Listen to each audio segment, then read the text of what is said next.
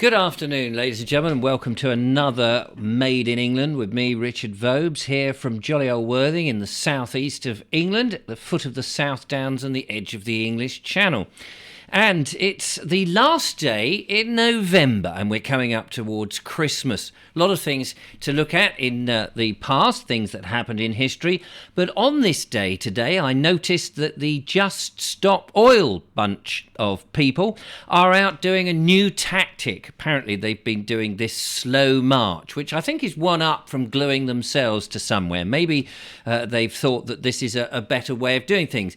And I'm guessing that they've started to realise that people are not so much on their side in terms of their tactics, and that their tactics have made people perhaps not really engage with them in the way that they potentially could do.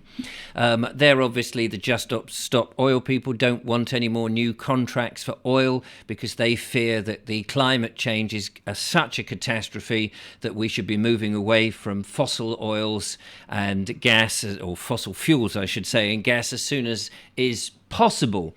Now, they, and every time you see them being interviewed, it's quite interesting. I watched them, and the interviewers fall down the same trap. They fall down the same trap when they interview the Just Stop Oil people, and they ask them, why are you gluing people to yourselves to the roads? Why are you delaying people? Why are you alienating all these people? And the answers always are predictably the same mantra that seems to be brainwashed to them, as far as I can see, that all of these people have exactly the same thing. They say, oh, well, we don't want to be doing this, but the situation is so bad that we must, and I feel sorry for the future generation. I don't actually care about the current generation, is the line that you get between the thing. I don't care about what happens to those people desperately trying to get to hospital, or those people who've got exams, or career-changing moments, or life moments, or people who've got hospital appointments, or anything, or just kids trying to get to school. We don't really care about that, but we care about a future generation who are going to burn because we think the planet is going up. And that seems to me, and correct me if I'm wrong, you're very welcome to correct me if I'm wrong, but it is a bit bizarre, because the presenters, and I really wish sometimes I was asking the questions, because the premise that they're starting from, I disagree with, that there is a huge catastrophe coming. And all the presenters, I think, just to, play it safe, go, oh, well, we agree with what you're saying, it's just the tactics we don't like. And I'm sitting there going, well, I don't even agree with your premise that it's such a huge catastrophe. Now, I don't want to get into the whole global warming argument here, although, in a way, you can't help but getting into a bit of that argument, because there are going to be people who don't believe there's a thing at all. There's going to be those people who think, well, yes, global warming is a problem and we need to address it. And then there's those people who think that global warming is so severe that we've got to turn everything off and go back and living in caves immediately, and that we can't do anything, which is a bit of the sort of crazy side in my mind, and I think that these are the mantra that the Just Stop Oil people are spewing out. Now, I think in the world of common sense, you can sort of go, well, either of those earlier two arguments have some legs. You may agree or disagree with the measure that people take, but I don't really think that it is quite as bad as everybody makes out. Plus the fact, we all know that we can't just switch into green energy like that, because what about aeroplanes? What about the all heavy industry? What about the big container ships? And everything is made, and that whole transition that's going to happen is going to rely on fossil fuels to make all the stuff so that we can, if we have to, transition in the first place. So we need to continue a bit. Plus the fact, over here, we only have 1%. We've been so good at doing it, it's not our problem as such. If there is a problem with the climate change, it's not us that's contributing, it is further across the world. Now, you may disagree with all of that, but I think if they're just doing slow marches, from what I can see on the outside, not having been stuck in the traffic with any of that, that is a hell of a lot better. And I just wonder, than gluing themselves, at least they're moving. It might be slow, but at least you might go, oh, I can turn off here, or I could, avoid it there, I can get round. It's only if they stop and they block everything up. I think everybody should have the right to protest.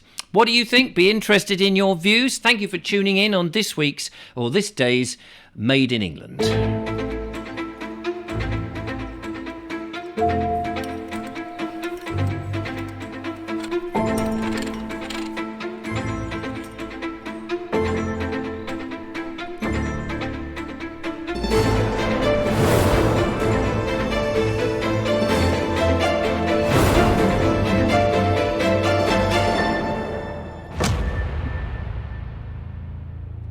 So it is Wednesday already. It's amazing how the days go past. Didn't do a Made in England yesterday. Apologies for that. I had to disappear because it was the lovely Julia's birthday and we had a lovely time. Thank you very much for asking. Christmas lights. Are you somebody like these people? Hang on, I've got a picture here. Have a look at this.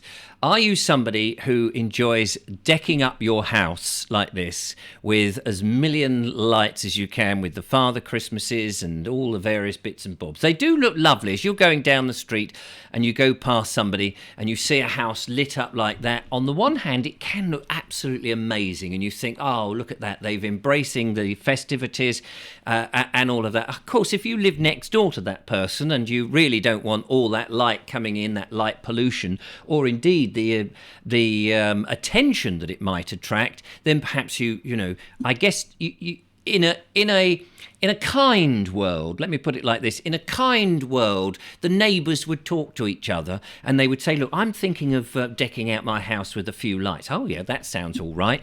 Well, actually, I'm sort of really into this. We really love doing all of this stuff. Do you think it would mind? Well, how much are you doing? Well, just the whole house, and there's going to be reindeer and things, and no doubt people will come along and want to take photographs and send it to their friends and put it on social media. How do you feel with that? Well, I'm not too sure about that. Well, we're going to do it anyway. Oh, really? Well, I'm going to sort of be a bit you'd think that people could at least have a bit of argy-bargy or a bit of a communicado with one another and say, what do you think? Well, mate, could you just do more on that side than my side, because I really don't want the attention, etc. So there's that side of it, isn't it? And I would hope that people do have that, rather than go, oh, I just really don't want this, because we've all got to get on as much as we can. But the other thing is, what message does that send out if in these cash-strapped times where we're being taxed to the hilt and all the expenses of running electricity is going up? Are you saying to everybody else, look, we can afford to do all of this, we don't care? Or is it saying, look, this is so important that we celebrate our Christian festivities, thank you, get the teeth in, that we do this? I'd be interested in what you're doing. Can you afford to do it? Have you done it in the past and thought, well, do you know what, now we're just going to put one LED on a little spike in the garden and that will be our thing, one little LED, and it'll only be up there for an hour? Or would you do that and to say, well, we used to run it all night long, but we'll actually only now do it from between 8 and 10 o'clock and then turn it off, and that's it? Be interested in your thoughts on that. With the cash-strapped place that we're in at the moment, the situation, I imagine a lot of people are making cutbacks, but there are some things that people just really love and doing, and if you can get on with your neighbours, then so be it, and that must be quite nice. Now, let's have a quick look at some of the things that happened on this day in history, because it's been one of those days. Every day has something in history that is absolutely important that we remember, and sometimes we forget. So, for example, in 1874, which does sound like a really long time ago, 1874, that was the birth of somebody very important to this land, and I think would be turning in his grave when he saw what was going on. And that, of course, is Sir Winston Leonard Churchill, British statesman, journalist, historian, and Nobel Prize winner for literature. He was a descendant of the great Duke of Marlborough and was born in Blenheim Palace. This great wartime prime minister, with his highly quotable speeches, was considered by many as the greatest Englishman. I think the BBC, was it the BBC that did it, or was it the museum, British Museum? Somebody did the most important person of the last century, I think, some years ago, and it was Winston Churchill. Here he is. Look at that. Isn't that that's a fantastic picture? I think that's iconic of our wartime leader. Now, I know that a lot of people will disagree and they'll say things that he was a racist or that he had problems and various things, and he was very clumsy at some of the decisions that he made, and some of the decisions were very difficult. I've got a range of books. Are they here? Just trying to look somewhere in the studio here upstairs in my little 2 up 2 down house. I've got Churchill's war diaries. Somebody very generously gave them to me, and they are fascinating. I mean, they're not the sort of thing that you sit down of an afternoon and well, you might be of that way, but they're a sit down in the afternoon on page 1 and go, never before the history of mankind has so many people read my diaries more than me. They are so good. I wrote so much. He was an amazing man. You may disagree with his politics, but the amount of things that he did was absolutely wonderful. And he was under fire. He was a war correspondent. He did go out to the front line, and he did so many things. And I think that sort of person is just perfect to be Prime Minister, because he would bring to the country and those big decisions that we had to make so much experience. Now, I know he made a few things wrong, and he was born in the Victorian era, so he may have had, as he grew up, a lot of Victorian outlooks on life. And, of course, he came to our rescue as a leader during the Second World War. And many people are, and most people, I would say, in this country are extremely grateful for that. And that some people seem to work better under that kind of pressure. And I think he showed himself to be that sort of person. And he did, as we know, those iconic speeches, never before in the history of human conflict has so much been owed by so many, by so few, etc. We will fight them on the beaches. What would he say at the moment about being on the beaches watching small rubber dinghies coming in? I do not know. But in many ways, I wish his spirit was still here with us, determining some of the decisions for this country as such a patriot that he, of course, was. Anyway, there he was. He was born on this day, and I think he was a good man. But you may disagree, and I'd be interested to know your reasons for that, other than just, name calling. So that was Winston Churchill. Now, have a look at this. Do you recognise this building? No, not that. Sorry, wrong button. There it is. Do you recognise that? That, of course, is Crystal Palace. And here's another view of it. Look at that. It's absolutely huge. Can I zoom in on that? Yeah, I can. That is an absolutely stunning amount of glass in there, and the construction of that and those towers nearby. Look at that. Isn't that sensational? That in 1936, Crystal Palace was destroyed, sadly, by fire. The spectacular blaze was seen miles away. It was designed by Sir Joseph Paxton, and it was originally erected at Hyde Park for the Great Exhibition of 1851. It is an amazing building. We don't do those sort of things anymore, which is such a shame. Crystal Palace, the giant glass and iron exhibition hall in Hyde Park, London, that housed the Great Exhibition of 1851. I've got a book about the Great Exhibition, which it was trying to sort of show after the at the height, I suppose it must have been, at the Empire, of what we were about to achieve and the things that we were good about, and to impress not only the world, but to re-impress ourselves, to motivate ourselves in the Victorian period. As far as I know, I don't know that much about it. And I've got a book about it, and I need to go and sit down and read it. I'm as ignorant as anything. I don't know very much, but those little nuggets that I do know, or those things that impress me about this country, make me patriotic, is important. I think it's important. We've all got thoughts and feelings about where we live and what we do. So yes, the structure was taken down from Hyde Park, and it was rebuilt in 1852. So after this year-long exhibition at Sydenham Hill, which is now a borough of Bromley, at which site it survived until 1936, and then it burnt down. And that's such a shame. Imagine if it was there today. the sort of things that would go on, the exhibitions that would go on. I used to do exhibition work as an entertainer. I'd be dressed up as a mime artist, or in one exhibition I did at the motor show, I was dressed up as a thief, stripy t-shirt, running around pretending to steal cars that had the special tracker in, and then I was eventually caught. It was we had great fun, but you can imagine at Crystal Palace the sort of things that would go on there, and presumably a bit like, giant greenhouse. You could grow some amazing and exotic plants in there, I would imagine. I mean, I don't know. Just have another look at the picture there. Isn't that to me is absolutely amazing. Fantastic. So that was in 1936. Coming up to a little bit more up to date, in 1968, the Trades Description Act came into force, making it a crime for a trader to knowingly sell an item with a misleading label or description. How many times, though? How many times I've gone into... I live near a supermarket here, and many times I've gone in and there's something advertised, say a coffee. I drink coffee, I drink tea, I drink both. Not at the same time. It's a very strange taste if you drink them both at the same time, but there may be some people who love to have a bit of coffee dregs, dip in a tea bag and go, yes, that's nice, isn't it? It's my own special brew, don't you know? Well, it might be.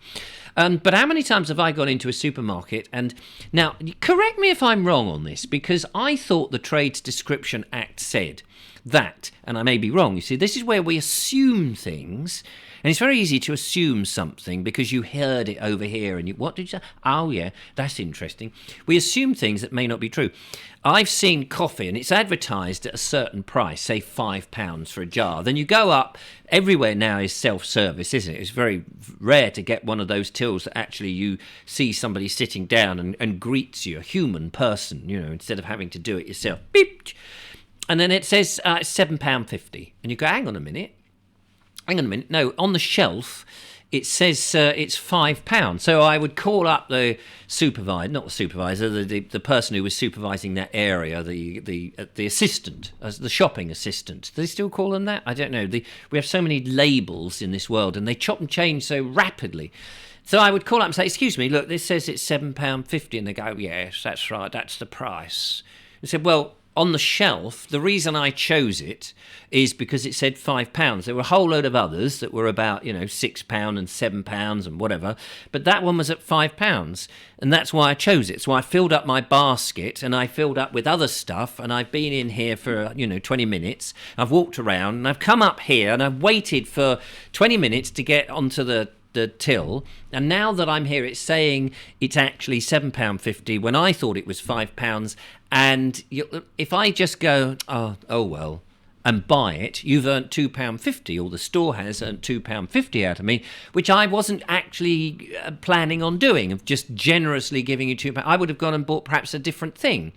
So I feel that I'm pressured now, because it's going to take me another sort of 20 minutes if I've got to rush back down there, or I decide not to buy it, which I wanted to buy. So what will I do? What do I do?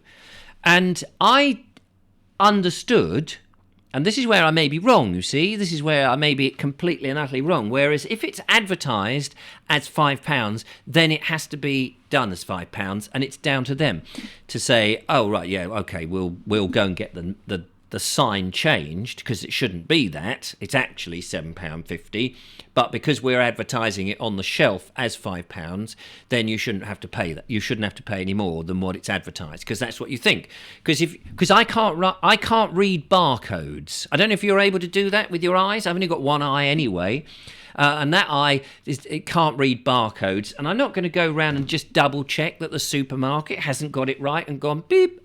Oh yeah, on my phone. I'm not going to do that. So that's how I thought the law was. That's the Trades Description thing. So do let me know if that's what you think, because sometimes I've gone up to them, I've seen the thing, and it says, oh, it's £5 on this shelf, and you go past another shelf where it's perhaps on the end of an aisle where it's a bumper thing, and it goes sale £4.50, and you go, well, hang on a minute, it's the same item on two different shelves, one at this price and one at that price. What is, if I take this one, which is 500 grams of coffee or whatever the object is, and this one, it's still 500, there's no difference. Why is it 50p difference? And I've gone up and I said, well, which one is it? Because I'm confused.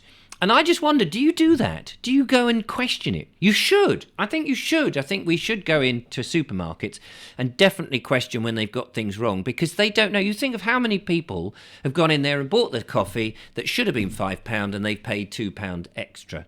I think it's absolutely good. So there we are. 1968 was when the Trades Description Act came in. And how fascinating is that? And in 1982, do you remember this? A letter bomb exploded inside number 10 Downing Street, injuring a member of staff. Fortunately, only injuring. I mean, injuring is bad enough. The fact that people would even send a letter bomb is quite abhorrent to me. The package was sent by the animal rights activists. Margaret Thatcher was at home when the device exploded, but she was not hurt in the blast. And I'm sure that some people would say, oh, well, that is a shame. But I would disagree with that. I don't want anybody to be hurt by unexploded bombs, or rather, exploded bombs.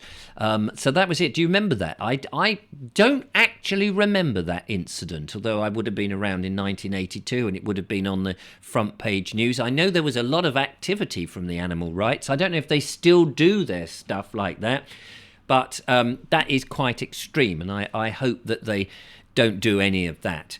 Right, ladies and gentlemen, let us go and have a look at the emails in our email box. Pressing a button and nothing is happening. And still nothing is happening. I wonder why that is. Hang on, let's go back into there, go back there, press that.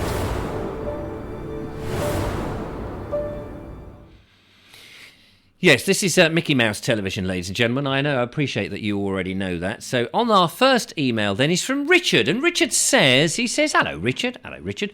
He says, your bread making with spelt was so interesting. Now, I should just say that we didn't do that on the on this thing, but I did do it on, or did we do it on this show? We may have shown a bit about it on here, or one of the videos on my channel anyway. So I've been making homemade bread recently. So this is some while ago. He says, anyway, your homemade bread with spelt was so interesting. While my fingers are no longer up to the kneading, I spotted that now I never know how you pronounce this because I don't use these services, but Ocado, is that what it is? Avocado.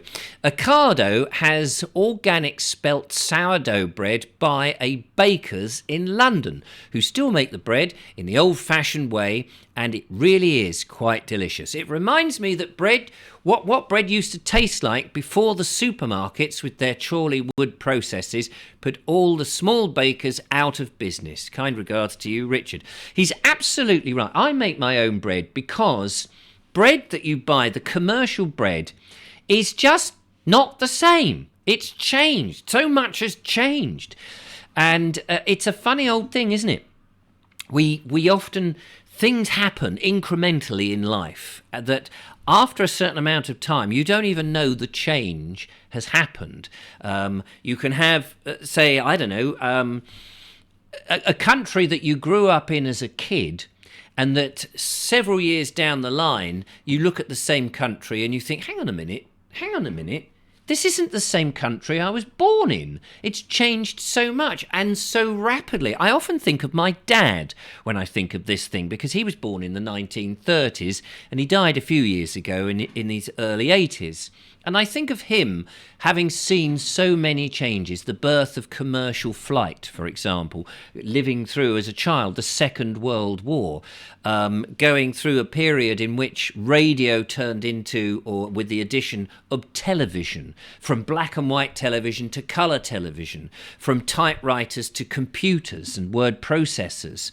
And then at the sort of towards the end of his life, the internet, which he had no idea. And he ran a business and he said, I just can't cope with this as he was getting towards the end of his life. I can't cope with the internet and web pages and email and all of that, mobile phones going from bricks into these things that were just slabs of almost glass that work mysteriously, that you just scroll. I mean, so I always think of my dad's experience of how much has changed, and I wonder how much is changing in my life, in my short life, which is half of his, well, just over half of his.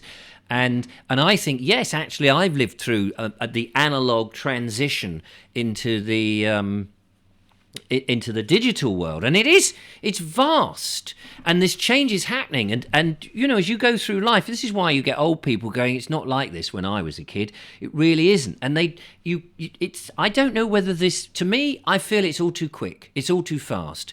So having some of those old traditions, those old customs of making your own bread, if you've got time, and I know that not everybody has time. I mean, when we had kids and they were small and I was out doing different types of work at the time and I was married, we didn't have time. We had to have we relied on a lot of the processed food, the commercial stuff.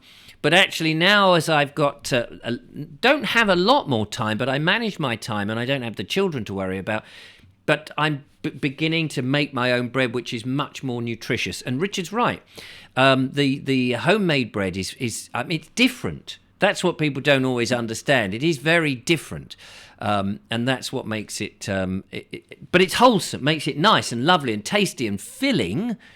But it's wholesome because it contains the whole ingredients. It's not got all these extra bits in it or some of the goodness taken out because of the mass-produced process. So, yeah, no, you're quite right, Richard. I totally agree with you. You may not. You may have an opinion. Stick it in the comments. We'd love to see what you think. Chris has been in touch and he says, hello, Richard. I think your videos resonate with people because you share their voice. Well, that's very kind of you, Chris. He says, you do it in such a British, cultured and stiff upper lip sort of way. Well, I'm not sure I do that, but it's very nice of you to say so. I say, old chap, absolute sure. You exude polished culture while discussion on a topic that gets so heated in can get heated in other videos. You approach it with calm and dignity, and you don't resort to name calling or degrading the other side of the argument. I would say this is your superpower to grow your channel and make a difference for your passion at the same time. And that is from Chris. It was a longer email, but that was the main crux of it. And thank you, Chris. I always think that there's no need to call, I may disagree with people, but there's no need to call people I disagree with names. I don't think you need to do that. I want to hear their argument. And very often people will say, you're wrong, you're an idiot, go and do this, learn this, or, you know, whatever. And you think, okay, I get it that you disagree with me, and that's fine, but I want to hear the reasons why you think the way you do, and then why you think I'm wrong. Not that you just think I'm wrong and therefore I'm an idiot, because that doesn't help you, because I won't change my mind if you call me a name. And it doesn't help me because I can't fully understand your side of the argument if you're just saying you're wrong. So I might have something that actually you find that there are things that are right, but I might still not. You still might not. But by having a discussion about it, by being civilized as much as you can, I think it's true. So, for example, here's the climate thing with the Just Stop Oil people. I just don't believe, because I've done my own independent research and listened to different people and not the mainstream media and not the main thing, I don't believe the crisis is as big as it's being sold to us. I have further thoughts on that, but I'm wary about going onto it too much on a YouTube channel because I appreciate it. I don't want to breach the guidelines, and certain guidelines that YouTube have constrain you a little bit on what you can say. But I don't have any problem with people who want to believe that it is the crisis. But what happens is if I say, look, I know there's all these arguments, and I know they put forward all of this, but my reasoning is somewhat different. My looking at it is from a different angle. I should be entitled to at least look at that. I'm in no position of power. I can't control the government to say that we are now going to not do net zero and things like that. But I just have my own view. And I feel that I am entitled to my own view. And I'm entitled, and you're entitled to your view, but I don't need to have your view thrust down my throat because I'm not trying to thrust my view down your throat. But I'm happy to listen to the other side of the argument. And so thank you very much, Chris. I do try, but people are very quick. They don't even want to listen. That's half the problem. I don't even want to listen and think that there is another side to the argument, which is strange because we both learn from everybody. That's how I think about it. And on that note, I noticed there was a report today from Dame Eliza Manning Buller, who used to be the Director General of MFI, not MFI, that would be silly, MI5. I mean, she may be now of MFI. I think they don't exist anymore, do they? And she was saying that there's going to be, because of the climate change disaster, there's going to be greater migration across the world. My worry, as anybody who's watched my channel will know, that I am worried about too much migration coming to an island that I live in, and that with that comes a lot of other traditions that are not my traditions and customs and the way that I grew up in my country. And I am a little protective about what we had here, because I think what we have here is actually very good and nice, and it's part of the culture we have, and why would we want to just wipe it out? I accept that change will happen, but maybe not so quickly as I alluded to with my dad, how change is so fast. I don't know how healthy that is. Anyway, so the argument there is that the climate is changing. It's such a disaster that there will be this migration. And as I said, I don't think it is such a disaster. So should we not be catastrophizing it quite so much so that people don't feel the need to actually migrate as rapidly as they do? Because in my worldview, they probably don't need to. They probably can stay, and their countries and stuff won't happen. But if you listen to the catastrophizing, it does sound like it's all gloom and disaster. But I personally still don't see it. And I've been around a bit, and it's not happened yet.